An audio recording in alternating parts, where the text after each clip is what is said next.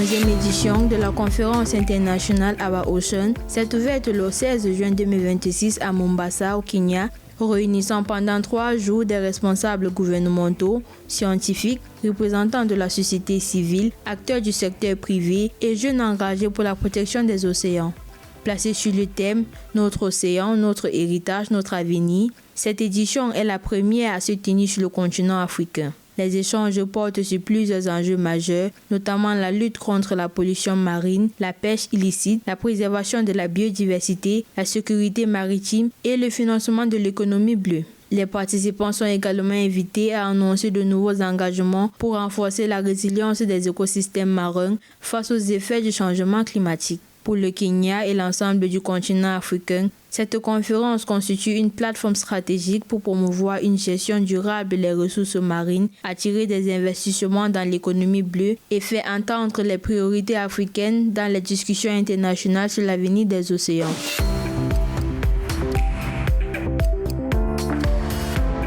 Les événements météorologiques extrêmes liés au changement climatique ont affecté au moins 13 millions de personnes et causé plus de 3000 décès en Afrique 2025, selon le rapport titré « L'état du climat en Afrique » publié par l'Organisation météorologique mondiale. Inondations, sécheresses, montée du niveau de la mer et recul accéléré des glaciers ont marqué l'année sur l'ensemble du continent. Le rapport souligne que l'Afrique se réchauffe plus rapidement que la moyenne mondiale.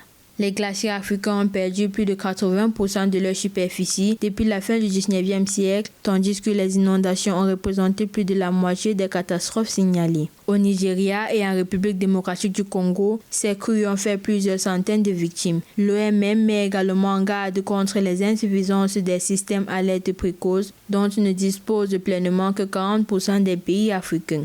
L'organisation appelle à renforcer les services climatiques et la coopération régionale afin de mieux protéger les populations face à l'aggravation des risques climatiques.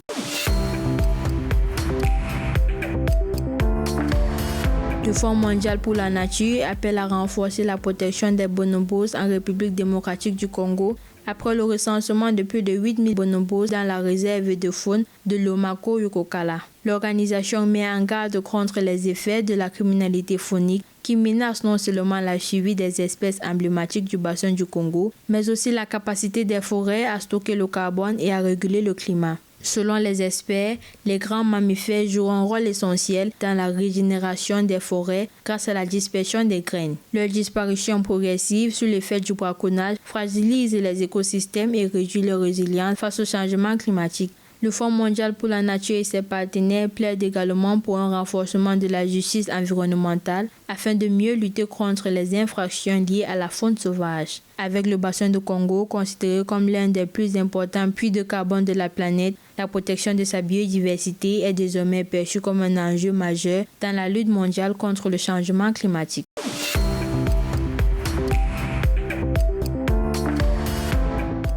La production mondiale issue de l'aquaculture a franchi pour la première fois le seuil de 5 millions de tonnes en 2024, selon le premier rapport de la FAO présenté lors de la conférence Our Ocean à Mombasa, au Kenya. L'organisation onusienne estime que cette croissance offre une opportunité majeure pour l'Afrique, où l'élevage du poisson demeure encore peu développé. Alors que l'aquaculture représente près de la moitié de la production mondiale de poissons, sa part n'atteint que 18% en Afrique. La FAO souligne que la production halieutique en Afrique subsaharienne devra augmenter de 68% d'ici 2050 pour répondre aux besoins d'une population en forte croissance. Face à ce défi, l'Agence des Nations Unies appelle les gouvernements africains à accélérer les investissements dans le secteur et à mettre en place des politiques favorables à son développement. Considérée comme plus durable et plus résiliente face au changement climatique, l'aquaculture est présentée comme un levier essentiel pour renforcer la sécurité alimentaire du continent.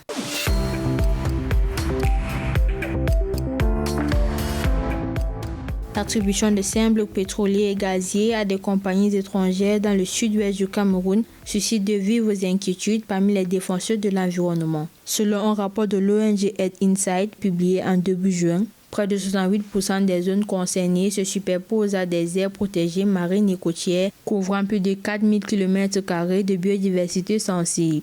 Les blocs d'exploration empiètent notamment sur l'estuaire du Rio del Rey et le parc national de Douala et Déa, des écosystèmes essentiels abritant mangroves, tortues marines, dauphins, oiseaux migrateurs et espèces endémiques comme la grenouille Goliath. Les experts alertent sur les risques liés aux études sismiques et à l'exploitation pétrolière qui pourraient perturber durablement ces habitats naturels. Les communautés côtières craignent également la répercussion sur la pêche artisanale, principale source de revenus et de sécurité alimentaire dans la région.